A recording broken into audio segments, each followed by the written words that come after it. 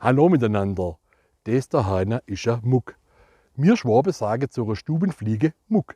Und so ein Muck hat ein kleines Körperteil, das für uns Schwaben von größter Bedeutung ist. Und zwar der Muggensegel, das Muggensegelé.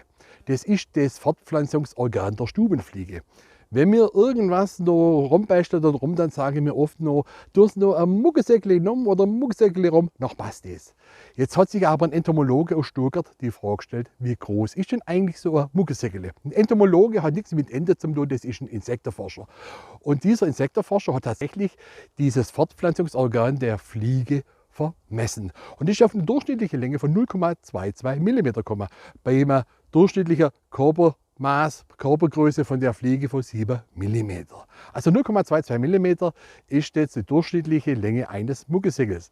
Aber jetzt frage ich mich, bei so einer Kälte wie heute, ist das Muggensegel wirklich 0,22 mm lang oder wird es auch kleiner?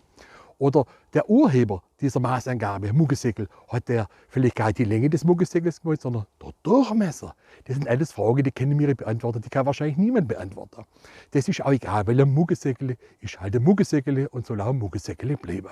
So, liebe Leute, ich hoffe, ihr habt jetzt euren Wissenshorizont um wenigstens ein Muggensegel erweitert.